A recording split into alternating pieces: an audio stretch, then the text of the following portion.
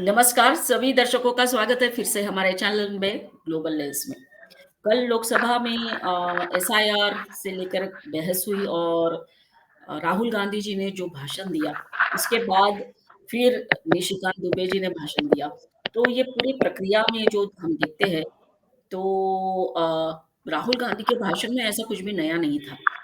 शुरुआत में तो बहुत कन्फ्यूजन हो रहा था, वो बोलना क्या चाहते हैं, कहीं से उन्होंने क्लॉथ, फिर धागा ये सारा बोलते हुए, फिर बाद में उन्होंने कहा कि भारत इस तरह से सभी लोगों से बना हुआ है एक्सेट्रा, एक्सेट्रा। तो आज हम चर्चा करेंगे उनके स्पीच के बारे में जो उन्होंने लोकसभा में दिया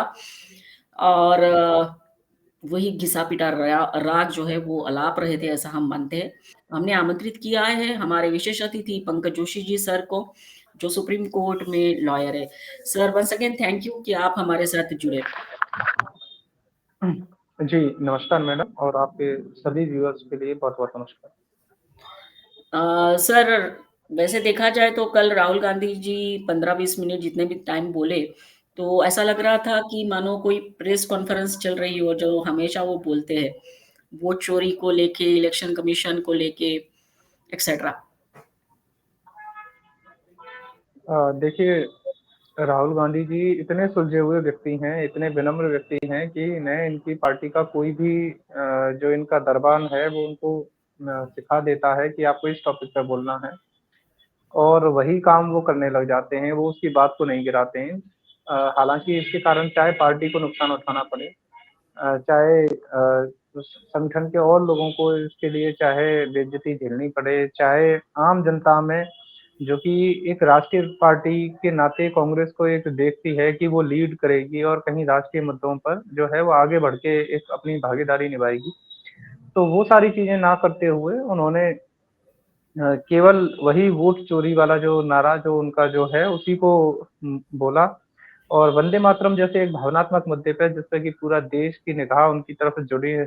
देख रही थी कि कुछ ना कुछ इस पे ज़रूर वो बोलेंगे और अगर भारतीय जनता पार्टी या प्रधानमंत्री जी मोदी इस बात को कहीं न कहीं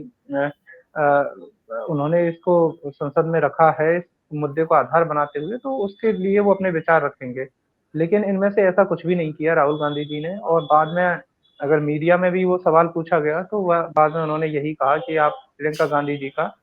जो है वो आप देख लीजिए, स्पीच देख लीजिए। तो ये अपनी ज़िम्मेदारियों से केवल एक बचने की तरह है कि आप अपने कोई ओपिनियन भी नहीं देना चाहते, स्टेटमेंट नहीं देना चाहते और आपको जिन लोगों ने सिखा दिया है कि केवल वोट चोरी के मुद्दे को ही आधार बनाते रहो, चाहे उसके कारण चाहे पार्टी की कितनी भी फजीहत होनी पड़े, चाहे आपकी किसी भी राज्य में बिहार जैसे राज्य में भी हार हो जाए, लेकिन उसके बावजूद भी जो है वो किसी भी तरह से सीखने को तैयार नहीं है पार्टी और खास करके राहुल गांधी जी का जो करियर है वो किस तरह से इनके जो भी लोग हैं वो बर्बाद करने पे तुले हुए हैं तो अ, हमारी तो विनम्र प्रार्थना यही है कि राहुल गांधी जी थोड़े से तेज हो जाएं, थोड़े चालाक हो जाएं, इन दरबारियों से बचें और बाकी आगे जो है वो परिणाम तो देखने को मिल रहा है और जो जिस तरह से प्रधानमंत्री जी मोदी जी ने सभी चीज़ों को एक विश्लेषणात्मक रखते हुए जो जो टिप्पणियाँ की और ऐसे जो भी सांप्रदायिक लोग हैं जो नहीं चाहते हैं कि भारत में वो वंदे मातरम गाएँ और बार-बार जली जमीयत उलेमा हिंद के जो प्रमुख जैसे लोग जो कि बार-बार इस बात को कहते हैं कि हमें वंदे मातरम गाना स्वीकार नहीं है क्योंकि हम किसी भी तरह से जो शिर्क है उसको स्वीकार नहीं करेंगे। तो इस तरह की टिप्पणियों के लिए इस तरह के जो सांप्रदायिक विचारधारा के मानने वाले लोगों के लिए ही प्रधानमंत्री जी ने इस बात को रेखांकित करते हुए कहा कि वंदे मातरम जो एक शब्द जो है वो एक राष्ट्र की विचारधारा का, राष्ट्र की सोच का शब्द है और कांग्रेस पार्टी ने ऐसे जो सांप्रदायिक लोगों के आगे जिस तरह से अपनी जो है पार्टी को गिरवी रख दिया, उसके कारण ही भारत देश का विभाजन हुआ और आगे ऐसा ना हो इसके कारण हम चाहते हैं कि एक सुखद और सार्थक चर्चा, सार्थक बहस संसद में हो, जिसमें सभी माननीय सांसदगण जो हैं वो चर्चा में भाग ले रहे हैं और निश्चित तौर पे हमें भी सभी के जो हैं सभी सभी माननीय सांसदगणों के जो एक ओजस्वी और राष्ट्र प्रेम के जो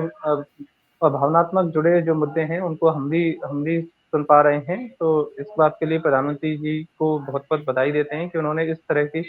तरह की वंदे मातरम जो शब्द है और वंदे मातरम का जो गान है उसके लिए संसद में इसको रखा और इसी बात के लिए बंकिम चंद्र चटर्जी के जो फैमिली के लोग हैं, उन्होंने भी इस बात के लिए प्रधानमंत्री जी को बहुत-बहुत बधाई दी है और बहुत-बहुत उनकी तारीफ़ करते हुए उनकी मीडिया में ओपिनियन आ रही हैं कि इससे पहले आज तक कोई भी ऐसा व्यक्ति नहीं मिला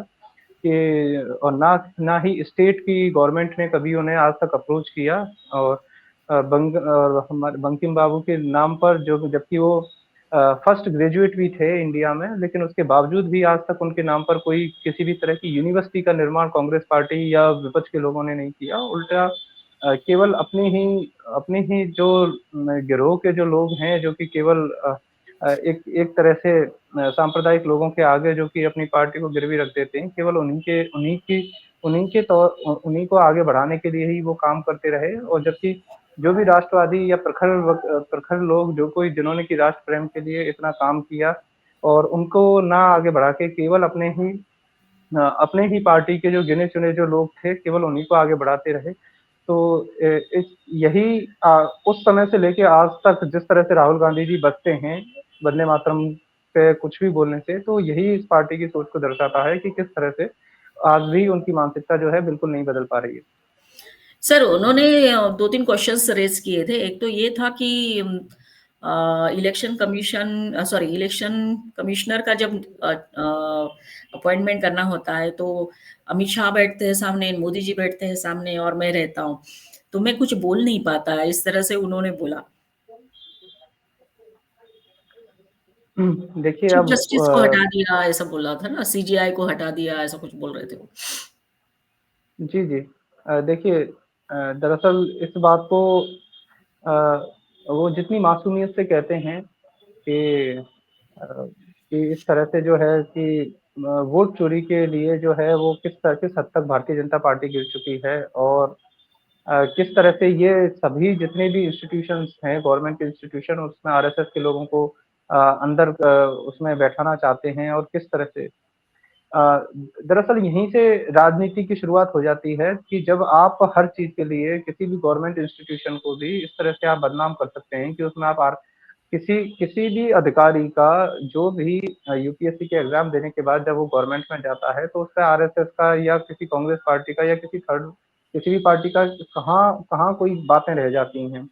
और लेकिन हर चीज़ में केवल ये कहते हुए ब्लेम कर देना कि ये जो व्यक्ति है ये आरएसएस का है या ये जो है ये हिंदूवादी व्यक्ति है या ये व्यक्ति सनातनी को ज़्यादा मानता है।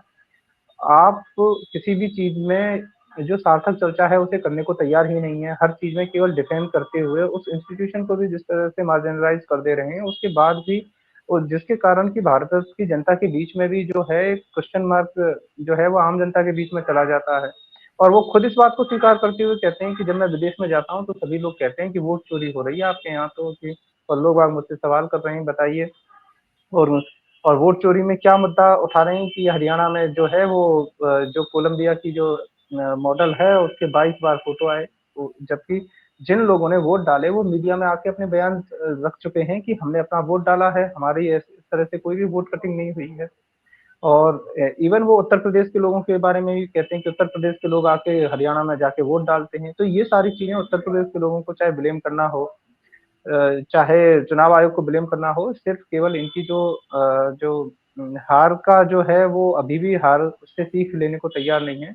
और फिर अभी भी उसी पैटर्न पे चल रहे हैं। जबकि होना ये चाहिए था कि वंदे मातरम जैसे मुद्दे अ को ध्यान में रखते हुए इन्हें हमेशा उसके बारे में चर्चा करनी चाहिए थी, उन्हें बताना चाहिए था। अ, और जिस तरह से बहन प्रियंका गांधी जी के बारे में इन्होंने कहा है कि आप उनका सुनिए, तो राजनीति की शुरुआत वो भी इसी तरह से कर रही हैं कि वो कहती हैं कि बंगाल में चुनाव आ रहे हैं, तो उसके कारण प्रधानमंत्री मोदी जी ने इस मुद्दे को उठाया है। यस। अगर बंगाल में वर्तमान में तो अभी हाल-फिलहाल तो कोई चुनाव आ ही नहीं रहे हैं, अगले साल हैं। हर राजनीति में, हर दिन में, हर घंटे में चीज़ें बदलती रहती हैं। तो इस तरह से पहली बात तो कहीं स्वीकार ही नहीं करनी चाहिए कम से कम राष्ट्रीय स्तर के जो भी लीडर हैं, उनको ये बात इस बात पर तो कभी ध्यान ही नहीं देना चाहिए। और अगर ऐसा कोई मुद्दा है भी जो कि बंगाल की जनता से जुड़ा हुआ है, तो आपको तो अपना फ़र्मली कहना चाहिए कि हम हमें वंदे मातरम का सपोर्ट करना है। आप खुद अभी भी उन 2 स्टैन्ज़ा के लिए केवल रवीन्द्रनाथ टैगोर जी या नारेंद्र देव जी या अन्य कांग्रेस वर्किंग कमेटी के जो भी लोग हैं, उनके पीछे क्यों छुपना चाहते हैं? आप उसमें रहे हैं, तो कम से कम अपनी बातों को तो आप यही चल उस समय जो भी कारण रहे हों उसमें जहाँ अगर आप सेकुलरिज़्म के नाम पर भी कहते हैं तो ये तो भारतीय जनता पार्टी या संघ परिवार कभी नहीं कहता कि गांधी जी गलत थे। हमेशा गांधी जी के फ़ेवर में बात कही है। गांधी जी का जो विचार है, गांधी जी का दर्शन है, हमेशा इस बात को ये ह इस बात पे तो भारतीय जनता पार्टी का मत हमेशा रहा है कि आपने गांधी जी के दर्शन को नहीं अपनाया। आप जो उनका ग्राम स्वराज का दर्शन है या हिंदू स्वराज का दर्शन है, आपने उसे अपनाया नहीं है। इसी यस, के कारण इस समय भारतीय जनता पार्टी जो है गांधी जी के जो सच्चे सिद्धांत हैं, जो भारत देश के प्रति जो उनके जो जो सिद्धांत हैं, उनको लागू करने के लिए हैं। तो अगर किसी समय विशेष पे कहीं कोई बात इस तरह की है भी, तो आप कम से कम सकारात्मक वे में तो अपना उसमें रखें। आप उस मुद्दे से पीछे ही हट के केवल आप हर चीज़ में ये कह रहे हैं कि ये तो राजनीति से जुड़ा मुद्दा है या ये तो केवल चुनाव से जुड़ा मुद्दा है। तो अगर राजनीतिक पार्टियाँ इस तरह से सार्थक बहस नहीं करेंगी, तो फिर कौन करेगा? आप उन चीज़ों से बच के क्यों जाना चाहते हैं? आप इस तरह के बीच में पर्यावरण के मुद्दे को ले आते हैं कि देखिए हमारे देश में कितना पर्यावरण का मुद्दा है। पर्यावरण का भी एक अपने आप में मुद्दा है, आप उस पे भी डिस्कशन करिए। जब समय आए उसके लिए डिमांड करिए, उसके लिए सदन में रखिए, प्रस्ताव लाइए कि हमें यस, पर्यावरण पे तब-तब अभी को ज लेकिन उस समय तो पर्यावरण के लिए कहीं कोई डिस्कशन होता नहीं है। तो राइट, तो अभी वर्तमान में अगर वंदे मातरम के लिए कहा जा रहा है, तो आप वंदे मातरम पे बोलेंगे तो बड़ा अच्छा लगेगा और हम सभी भी सुनना चाहते हैं कि हमारे जो विपक्ष के माननीय जो नेता हैं, वो क्या रख रहे हैं। और उसके लिए केवल प्रधानमंत्री जी मोदी जी को ये कहते हुए कि ये वोट चोरी कर रहे हैं, इलेक्शन कमीशन जो है वो किस तरह से प्रधानमंत्री जी के हाथों में खेलने लग गया है या किस तरह से किन लोगों को इस तरह से कह के संतुष्ट करना चाहते हैं, ये तो ये तो क्योंकि भारत की जनता जब इन्हें वोट नहीं दे रही है, तो फिर उसके बाद फिर ये किसे सुनाना चाहते हैं? केवल फिर कोई फॉरेन मीडिया को तो कोई इन सब चीज़ों से कोई दिलचस्पी है नहीं है, ना फॉरेन कोई पॉलिटिकल लीडर हैं, उनको इन सब चीज़ों से कोई दिलचस्पी है। क्योंकि वो तो तभी आपकी वैल्यू करेंगे जब आप इस देश के मुद्दों पे संघर्ष करते हुए जब इस देश के प्रधानमंत्री बनेंगे। अगर आप उन मुद्दों पे संघर्ष नहीं करना चाहते हैं, तो फिर आप किस तरह से अपने आप को एस्टेब्लिश करेंगे इंडियन पॉलिटिक्स में? यहीं से आपकी जो गंभीरता है, उस बात को भारत की जनता देखना चाहती है। क्योंकि भारतीय जनता पार्टी के हो सकता है कि कुछ लोग हैं जो जो सीधे पॉलिटिकल इंटरफेरेंस करते हों, लेकिन लास्ट में तो आपको भारत की जो मास पॉपुलेशन है, भारत की जो जनता है, आप बार-बार कह रहे हैं कि भारत की जो वोट देने वाली जो जनता है, हम सभी को इक्वल समझते हैं। तो आप सभी को इक्वल समझ रहे हैं, तो उनके मुद्दों को उठा के उन पे डिस्कशन करेंगे, ना कि आप उनसे बच के भागेंगे। तो यही है कि आगे जितने भी जो संसद के जो मुद्दे हैं, उनमें जो भी सत्ता पक्ष रख रहा है, आप उनका उनका कम से कम उसके बारे में अपनी ओपिनियन रखें, अपने विचार रखें, तो ये हम सभी जो भी कानून के छात्र हैं, हमें भी सीखने को मिलेगा कि किस तरह की हमारे विपक्ष के नेता कितने अच्छे जो है उस अपनी बातों को रख पा रहे हैं। सर दूसरी बात ये है सर कि राहुल गांधी तो भाषण करके चले भी गए, लेकिन सर उसके बाद अखिलेश यादव ये कह रहे थे कि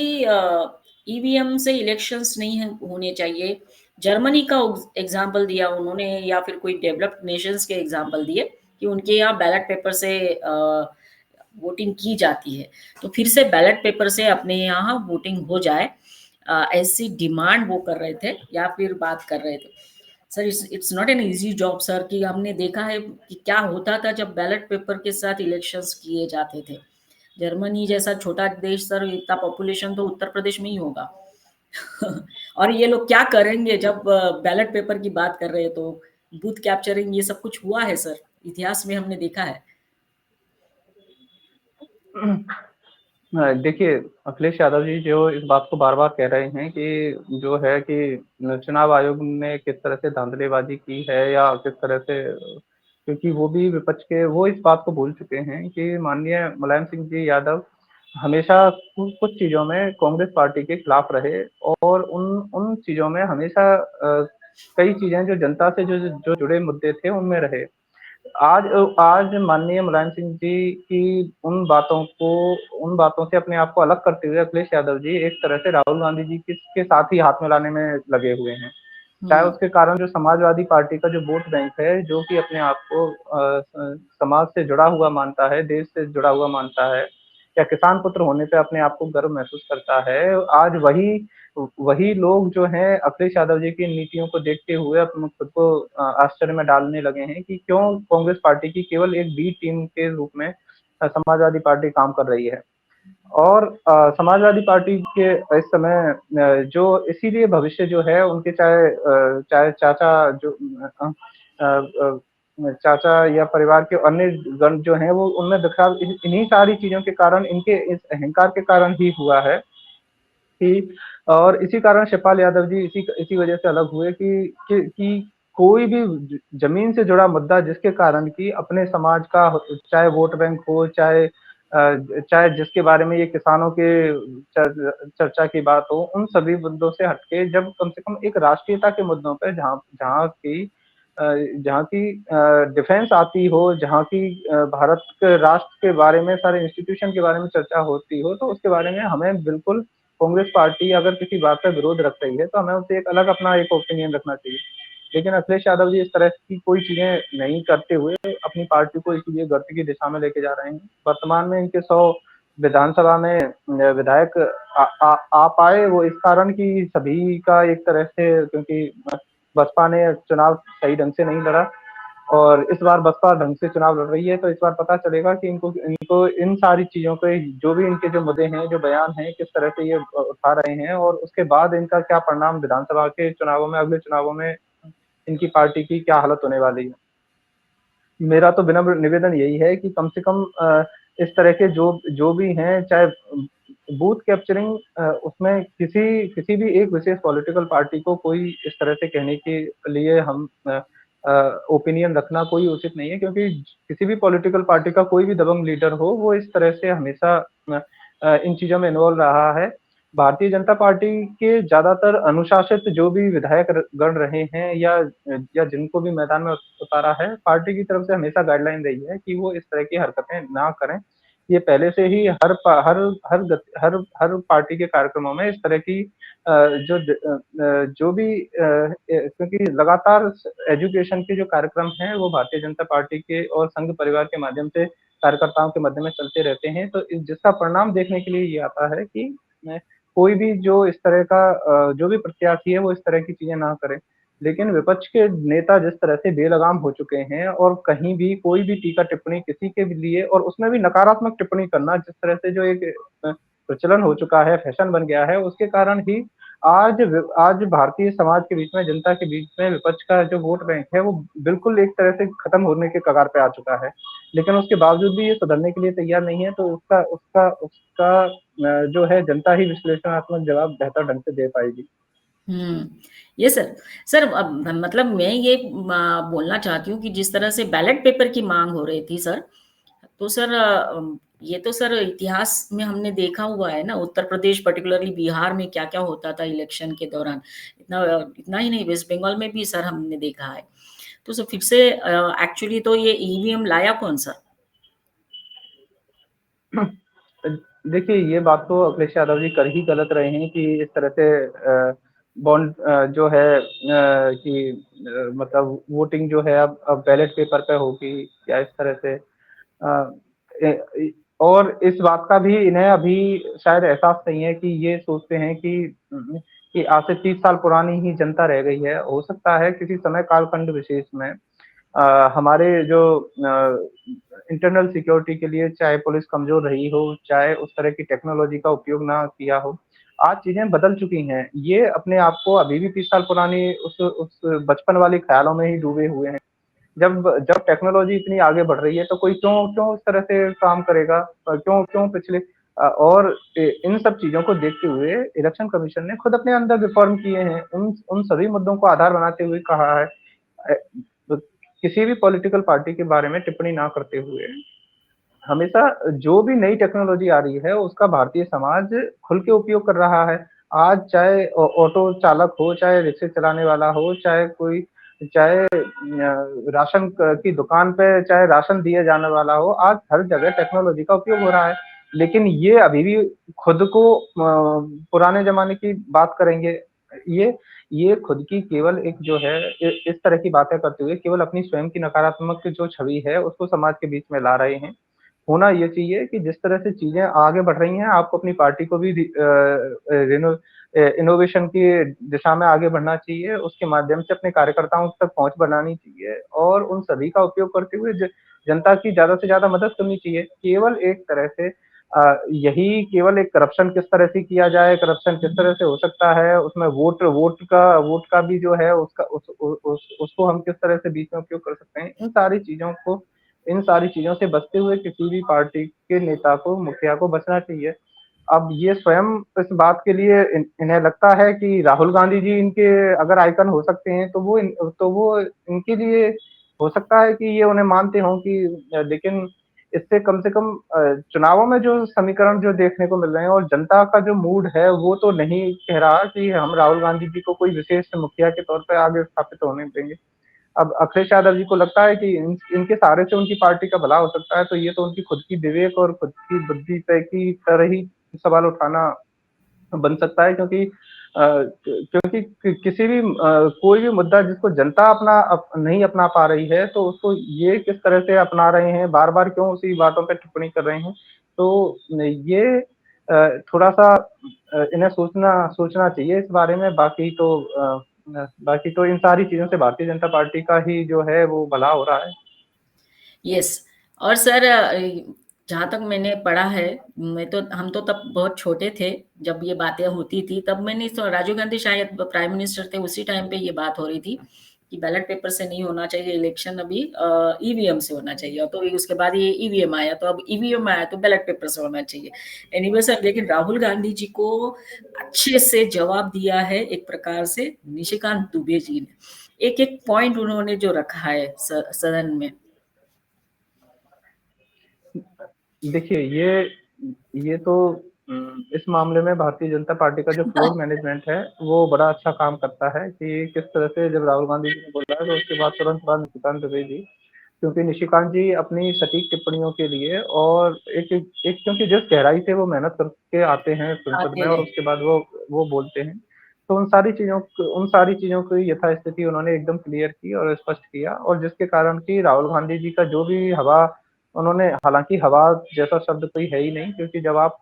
आपसे कहा जाएगा कि इस समय संसद में वंदे मातरम पर सत्र चल रहा है और आप बोलेंगे वोट चोरी, और उसमें भी वोट चोरी के लिए आप ऐसे-ऐसे उदाहरण ला लेके आएँगे कि इस तरह से, तो वो तो आपकी जो गंभीरता है उसको पहले ही खत्म कर देता है। ये सर, लेकिन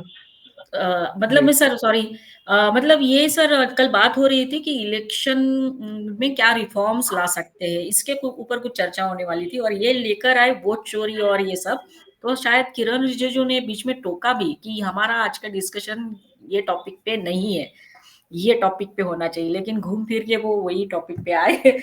शायद उनको सर स्पीकर साहब ने डांट बोला भी है कि आप ऐसा नहीं करना है, डांट भी पड़ी है सर। हाँ, हमारे सॉरी, हमारे जो चेयरपर्सन हैं ओम बिरला जी, उन्होंने कई बार इस बात को कहा या कि माननीय सांसद जी, इस तरह से नहीं चलेगा कि आप जो है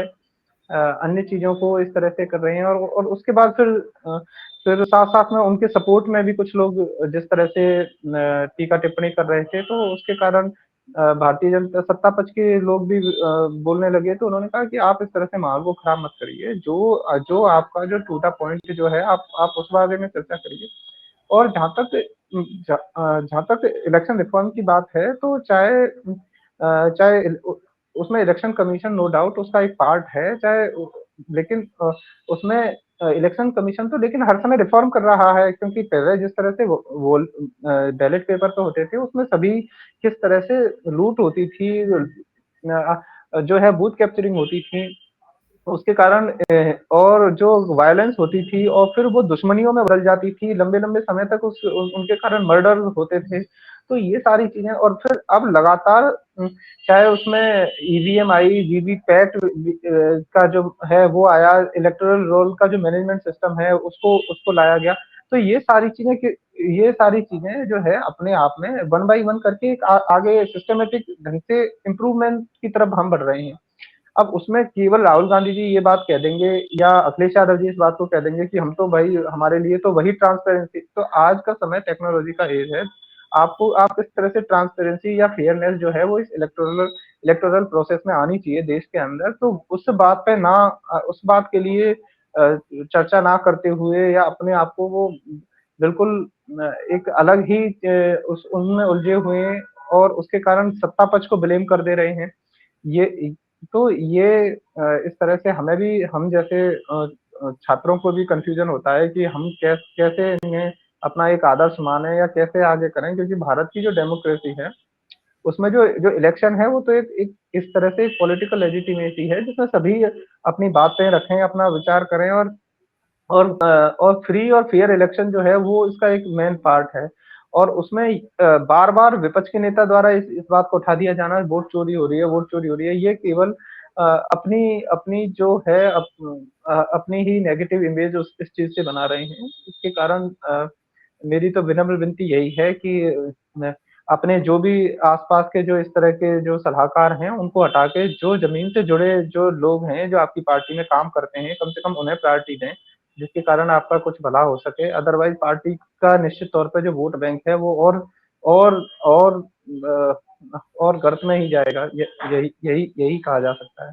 यस सर। सर अंत में तो हम सर यही कह सकते हैं कि कल हमने देखा प्रियंका गांधी बोली वंदे मातरम के लिए और बाद में राहुल गांधी खड़े हुए थे एसआईआर और इसके जुड़े हुए टॉपिक से लेकर बोलने के लिए। दोनों के बीच में सर काफ़ी अंतर लगा। कम से कम प्रियंका गांधी की बॉडी लैंग्वेज थोड़ी बहुत हम्बलनेस लग रही थी, हँस के बात कर रही थी, जवाब भी हँस के दे रही थी। एरोगेंस जो राहुल गांधी में दिखता है, वो नहीं दिख रहा था। तो आने वाले समय में सर राहुल गांधी की जगह क्या प्रियंका गांधी ले सकती है? जिस तरह से उन्होंने भाषण दिया, थोड़ा बहुत पढ़ाई करके आई थी, होमवर्क करके आई थी। राहुल गांधी जितना वो दिया जाता है उसके बाद वो नहीं बोल पाते, ये तो पक्का है सर। देखिए, एक एक इंडिपेंडेंट एडवोकेट के नाते तो जितना मैं दोनों इन लीडर के बारे में देखता हूँ, तो उसमें तो प्रियंका गांधी जी नो डाउट राहुल गांधी जी से बहुत आगे हैं, चाहे डिस्कशन का मामला हो, चाहे चाहे अपने अपनी जो जो भी मुद्दे हैं, उन्हें रखने का मामला हो। लेकिन लेकिन पार्टी के लोगों को लगता है कि राहुल गांधी के को स्थापित करना है और राहुल गांधी अच्छा, उसमें भी वो लोग हैं जो चाहते हैं कि कैसे भी बस राहुल गांधी जी के माध्यम से, क्योंकि वो उतने परिपक्व इस मामले में नहीं है कि कौन आके मुझे बेवकूफ़ बना रहा है और क्या मेरा फ़ायदा निकाल के लेके जा रहा है। तो इस वजह से उन लोगों को लगता है कि राहुल गांधी जी को स्थापित करके उनको होड़ में दिखाते रहो, जिससे उनकी नज़रों में भी बेनिफिट है, पार्टी का चाहे नुकसान हो तो कोई बात नहीं। अब अब इस बात को कौन उनके आगे रखेगा, ये तो अपने आप में ये कल है, पर आप क्योंकि क्योंकि जो कॉकस जो रहता है उन्होंने इस तरह से राहुल गांधी जी को घेर के रखा हुआ है। यस, अब प्रियंका अब जब भी प्रियंका गांधी जी इस बात को वो समझेंगी तो वो निश्चित तौर पे पार्टी की चीज़ें जो है वो पॉलिसी में बदलाव आएगा, लेकिन तब तक तो भारतीय जनता पार्टी का इसके कारण जो है उत्थान अ उसमें हो रहा है और प्रधानमंत्री जी मोदी जी की जो मेहनत है और जो दूरदर्शिता की सोच है और चाहे उनका फ्लोर मैनेजमेंट हो, चाहे संघ परिवार के दिए हुए जितने भी मुद्दे हों, उनको जिस तरह से वो जनता के बीच में ले जाके काम कर रहे हैं भारत को और सबका सहयोग उसमें सबके साथ में सबको विश्वास में लेते हुए जिस तरह से वो कार्य में दिनों-रात भारत के लिए लगे रहते हैं, तो निश्चित तौर पे इससे भारतीय जनता पार्टी का ना केवल ऊपर की लीडरशिप बल्कि नीचे बूथ लेवल तक की चाहे पन्ना प्रमुख लेवल तक के जितने भी कार्यकर्ता हैं, वो सभी इस बात से उत्साहित हैं कि हमारे प्रधानमंत्री जी ऐसे हैं जो जो दिनों रात 24 घंटे में पता नहीं वो सोते भी हैं कि नहीं और उसके बाद वो हर समय कार्य में और चाहे और इसी अनुसार नेशनल लेवल की जो भी टीम है, वो हर तरह से वर्किंग कमेटी के जितने भी लोग हैं, नेशनल टीम के जितने भी लोग हैं, वो सभी जिस तरह से मेहनत कर रहे हैं, तो उसी के कारण सुखद परिणाम देखने को मिल रहा है और भारतीय जनता पार्टी से पूरे राष्ट्र में जिस तरह से उसकी रीच जो है वो बढ़ रही है चाहे चाहे नॉर्थ के रीजन के चाहे स्टेट हों, चाहे साउथ में हों चाहे चाहे ईस्ट में, चाहे बंगाल में भी जिस तरह से पिछली बार ही एक प्रभावी भूमिका है, तो इसी का परिणाम जो है वो निश्चित तौर पे भारतीय जनता पार्टी जो है वो इसी कारण एक विशिष्ट ऊँचाइयों को छूने में के लिए विशिष्ट ऊँचाइयों को छू पा रही है। Yes. Sir thank you very much sir, आज आप हमारे साथ जुड़े और इस बात के ऊपर चर्चा की कि किस तरह से एलओपी ने अपनी बात रखी और बहुत सारा डिबेट हुआ, जवाब दिया है बहुत अच्छे से निशिकांत दुबे जी ने। सभी दर्शकों को आज हम कहेंगे कि फिर से हमारे वीडियो को देखिए, लाइक करिए, शेयर करिए, कमेंट करिए और जिन्होंने हमारे चैनल को सब्सक्राइब नहीं किया है वो ज़रूर सब्सक्राइब करिए। Once again thank you sir. जय हिंद, वंदे मातरम। जी, आपने समय दिया इसके लिए आपका भी बहुत-बहुत धन्यवाद। जय हिंद, वंदे मातरम। यस।